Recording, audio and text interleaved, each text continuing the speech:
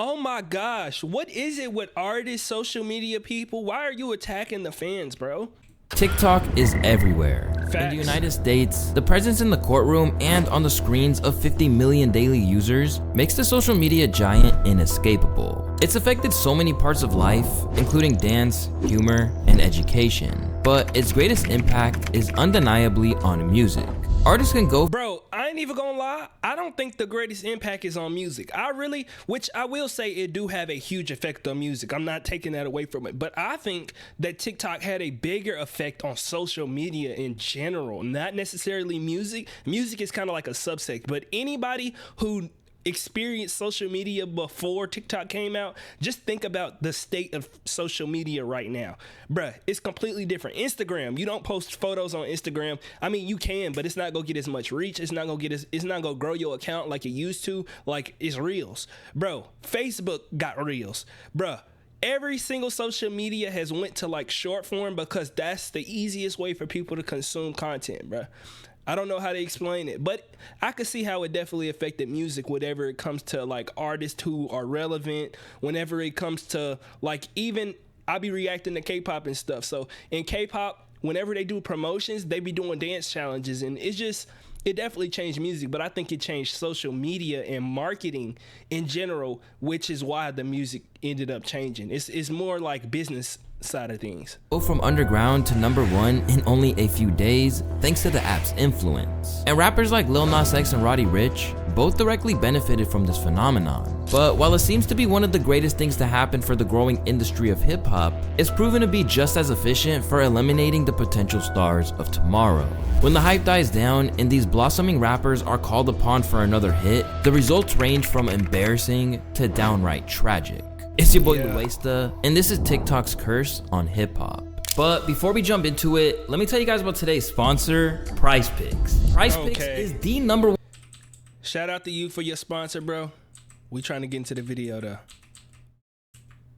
Since its launch in the US back in 2016, TikTok has truly taken the world by storm, with 1 billion monthly users across the globe. Despite only being the 4th largest social media platform, what gives it an edge for hopeful artists is the young demographic that it's captured. And these days, one can argue that there's no better place to make a name for yourself than TikTok. As social media has become the ruling force in today's culture, even the most old head rappers have begun acknowledging its vitality in the game. You gotta be active on your socials because socials media is the way of life now. But the flip side of that is it's easier to get on than it was back in the day. So it's a gift and a curse. There's so many much more people rapping than it was back in the day. Now you could post some shit up and everybody could see you from wherever you recording at, and got a chance to go viral. You can get a magical repost from somebody or something, and it's just that. Bruh, the thing is, I feel like we discount social media,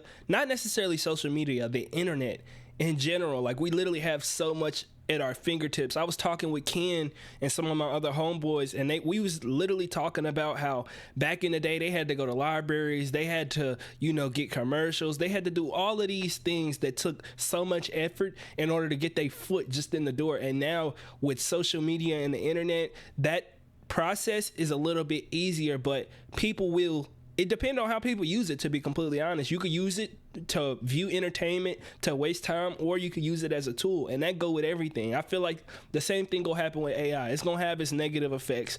People gonna use it for nefarious reasons, but if you use it as a tool and you adopt it early, kind of like the internet, kind of like TikTok, if you adopt it early and you get onto things early, you got to be open-minded to do that. But if you do it, bro, it's going to change your life. I'm telling you. And some people going to get their life changed by taking it serious, and some people not.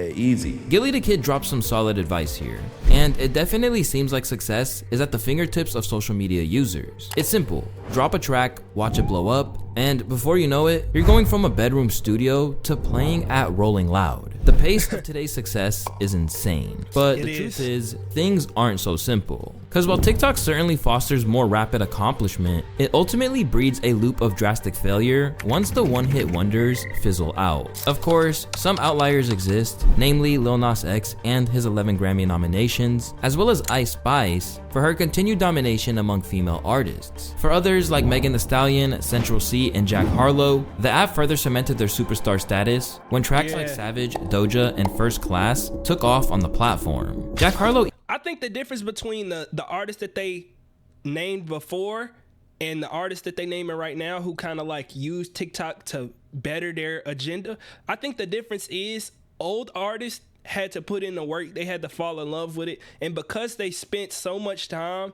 working on it, they are just better at it. You know what I'm saying? I feel like if you just make music and you blow up, you don't really have the passion, you don't have you didn't work a long time for it, so it don't mean as much to you. But whenever you done worked for a long time at something, like it just mean a lot more, especially if you had to put in more effort. It's just even admitted in an interview that almost all big songs blow up on TikTok. Now, some songs are literally rooted in some dance challenge that blew it up. Songs go big because it's what kids are listening to. TikTok is where kids are. Sorry. Aside from this, he also TikTok mentioned is the where engagement everybody is is. better. TikTok is so incredible, and the comment section is what makes it really incredible. The comments are almost always like something will be funny, and then you open the comments, and that's when you bust out laughing. As we've seen with records like Munch, a track blowing up on TikTok can be the foundation of a long and healthy career. But in recent years, it's starting to seem like the platform's ability to establish an artist beyond that initial buzz is a rare exception, rather than the unwavering truth people make it out to be. For every lucky musician that makes this leap into mainstream success, there are situations like that of Stay Solid Rocky, Flyana Boss, or Paul Russell, the guy behind Lil Boo Thing.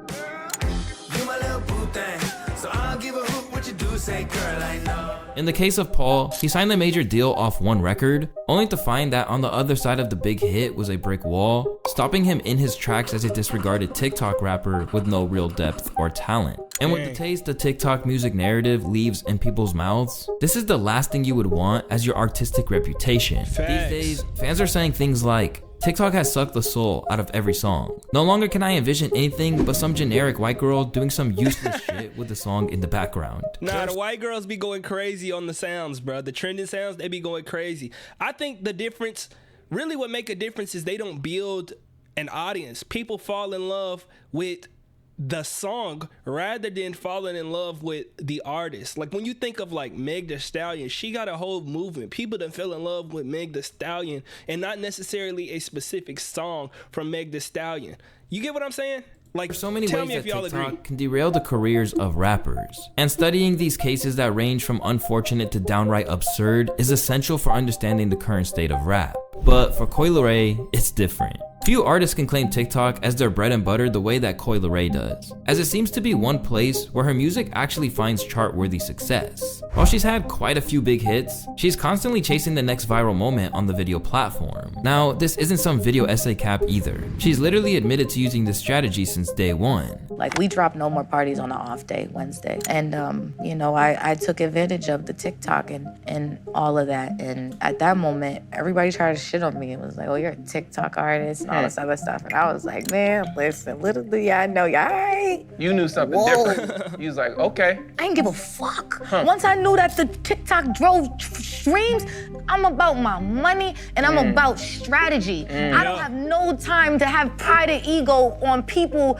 that's gonna be like, oh, you're a TikTok artist, standing third. Cool, if you don't appreciate the music and you hating because you can't do it the way I did, then that's cool. But check the numbers out, because TikTok is helping me go crazy, and as you can see now, everybody's on TikTok. Everyone is familiar with the TikToks that use everything from thirst traps to music snippets to dance challenges, hoping to grab an audience and ride a trend. Really, Coi Justin Leray Derulo? is the blueprint of a TikTok artist, and she's known to employ all of these strategies and more to ensure her continued success. To her label's delight, it's a marketing asset she's continued to invest in. I am not even like the best TikTok expert. Like, I just literally 2 weeks ago found out how to do, because I just did it with mine. I think we did it with the shoes. But Neek was making that. Like, it took us like an hour to make that shit, bro. I see why people be like, nah, I ain't I ain't doing this. With each new release, Coi puts all her chips on TikTok. banking on its algorithm for her fame and fortune. This strat has shown to lack consistency. As a result, she's created a dilemma where her singles might see the light of day, but her albums prove to be an unworthy investment for record deals and the attention of the masses. As Pitchfork lays it out in this savage review, Koi's self-titled album proves that the rapper and singer's endlessly imitative work chases trendy sounds and obviously samples to mask that it has nothing to say. In Koi's case, she's found out that being pigeonholed as a TikTok artist can be a really dangerous game. It can even confine artists to one kind of sound, which is the reality for Erica Banks, whose song Bust It spawned one of the platform's most viral challenges and robbed her of a meaningful career. The track's buzz scored her a Travis Scott remix and record deals at 1501 in Warner, but the second she tried to move on, nobody was willing to help her take that step. Like to put you in a box, like you gotta stay here. Yeah. We want to see you bust it all the time. Yeah. But like, what are the sides of you that it's like, yo, I can do this too. That, yeah, you know, I tell people that a lot. Cause whenever producers send me beats, they always send me like the club beats. Right. They don't send me the R&B. They don't send me the Caribbean. They don't send me the, you know. And I can pretty much do everything. I have a song for every genre as far as what's in the vault. But I always want people to know that I'm not just the club girl. For years since she had her major hit, Erica pulled out of her contract to regain independence, leaving her $500K in the hole and nothing beyond a one-hit wonder. This is the exact kind of fate that Philly's Armani White is looking to dodge as well. Armed with one of last year's biggest hits with his groovy track Billie Eilish. Bitch, I'm stylish. Glock talk, big t-shirt, Billie Eilish. Watch on my wrist, but I want that diamond. This Nori sampling, superstar referencing Smash single immediately pulled him from being an underground rapper to star status. Ever since, he's insisted that he'll make it happen again. I'll be thinking about that when I'm, you know what I mean? Like when I'm putting these numbers on the board, it's just like, all right, let's do it again. Let's do another one. Or let's just raise the bar. Like, you know, because with Billie Eilish, it was a scale of like, at first it was 1 million views. And it was like, well, how I get 1 million views that fast? And then it went to 2 million. Then it was 10,000 pre-saves. Then it was 20, 30, 40. Every time you do it, it's just like, well, can he do it again? And I just, we just raised the bar. Despite this confidence in his ability, he shows reservations about his heavy association with TikTok. For all the positive advantages of a presence on the platform, the negativity attached makes it hard for the industry to take you seriously as an artist. Bruh, you just gotta take those eyeballs and move them. Like, you have to like get your audience who you've cultivated and get them invested. Give them a reason to switch to another platform. You know what I'm saying? I feel like TikTok is good for getting eyeballs, short form, this, that, and the other. But where are you directing those people? And how are you doing it? Are you going to show them more of your personality? And it's just, bro, you got to get those eyeballs and you got to send them to other places. Same thing when you think about Twitch, people who be on Twitch and live streaming. It's cool to post your clips, but you got to post stuff that's going to get people interested enough to go to your Twitch and watch you live. And that's not necessarily easy, but if you learn how to do that, that's what the focus need to be on. We got to think long term rather than short term. A lot of people be focused on, how can I just blow up? How can I do this? Bro, think of the long term, because long term is always going to be better. You're going to be able to hold that out a lot longer. When performing at the BET Hip Hop Awards, Armani expressed frustration that the app was even mentioned in his introduction. However, he managed to save himself with a positive spin. It was like validation before that. Even when they bought me out, it was like, you know, TikTok, like Fat Joey's on the mic, TikTok is very heavy in the culture. And I'm like, why do they keep saying it's TikTok? You know why? I think that was the validator, because before that, they didn't know, like, you knew the song. Everybody at this point knew the song, but you didn't know what it looked like, who it was from, where it came from, and it was like, oh, this is like a young rapper from Philly. His breakthrough success landed him a spot with Def Jam, which reaped a successful Billie Eilish remix, a feature on Denzel Curry's Goated, and a respectable EP release. However, none of these projects came close to matching up with his debut stardom, where the young Philly rapper once had the world in a chokehold. His first impression brought in a ton of respect and success, but now he's left scrambling to replicate that impact on the game. Fans are sympathizing with his struggle, blaming the mere presence of a TikTok hit on his resume as the blockade on his path to further glory. All the TikTok rapper labels are undeserved. Not his fault that he blew up that way. I think a lot of people are gonna disregard him as a one-hit wonder TikTok artist, but he's been in the game forever and is really talented. As he struggles to curate his next big break, Armani still has some hope to cling to. Meanwhile, SoFaygo's TikTok deal has left him struggling on the wrong side of success. During the quarantine days, SoFaygo exploded on TikTok with Knock Knock, which is a track off his Angelic Sevens album. Strangely, the track didn't receive attention on the platform until far after its release. It was weird seeing Knock Knock get this big, but when I first dropped Knock Knock, it actually had like amazing potential, but it just didn't reach that potential until like a year later. So it's just like amazing to like see what's going on now with the song, just, you know what I'm saying? Cause like we always had faith in Knock Knock, but like now it's like really it's time. This breakthrough record had the whole world believing in him, so much so that he signed with Travis Scott shortly after the track's release. Where's but the feature? As quickly as he was placed in the spotlight, he was left to gather dust on a shelf. Fans began to speculate that LaFlame may have been sabotaging him all along. Faygo has a lot of potential, and signing to Travis has been damaging. His growth has come to a complete halt and is even declining. And this time, everything moves so fast, and I think people could get over Faygo before he even got a proper start. Unfortunately for Faygo, this post nailed what the future would hold. By the time his debut album Pink Hearts finally reached the radio, not even Gunna, Ken Carson, and DJ Khaled features could prevent the massive flop. Left devastated, SoFaygo lost all patience and targeted his frustration by lashing out at his fans online. Rather cut all you fake. Oh my gosh, what is it with artists, social media people? Why are you attacking the fans, bro? Literally, the people who watch you are like your biggest, you don't have anything without them. Bro, if they don't rock with what you're doing, they not about to watch. You take that and you do something with that. You can't just sit there and blame them. Let me see what he got to say though. Patience and targeted his frustration by lashing out at his fans online. Rather cut all you fake ass half supporters loose and rock with the people who really fuck with me. My fan base is only gonna get stronger over the years. I just need my fans. I don't need critics telling me how to live my life or make music. You gon' make $1 million since you know so much. Despite these claims, addressing this does nothing because you know that critics gonna be there anyway.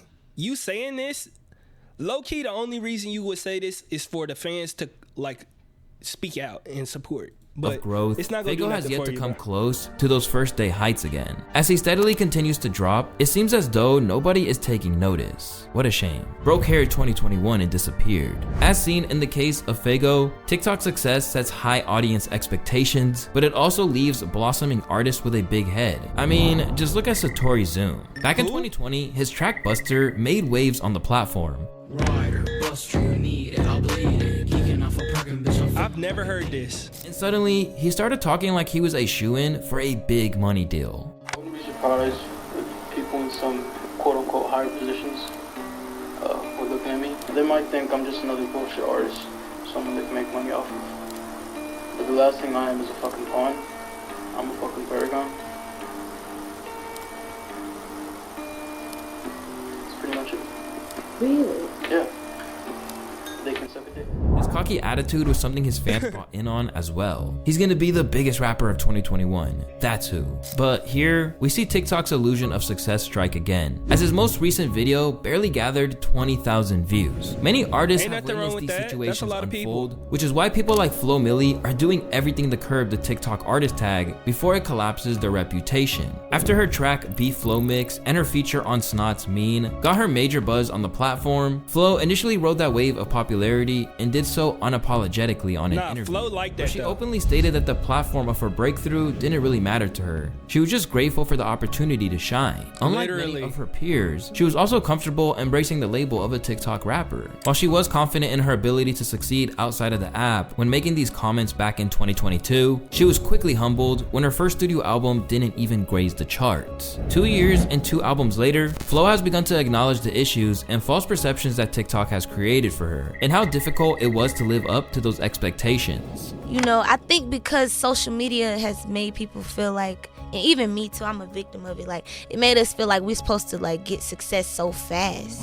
But Yeah, that's not you can't really think the like reality that. of social media and reality, two different things. So it's like you gotta really just come back to reality and know you gotta really work for this shit.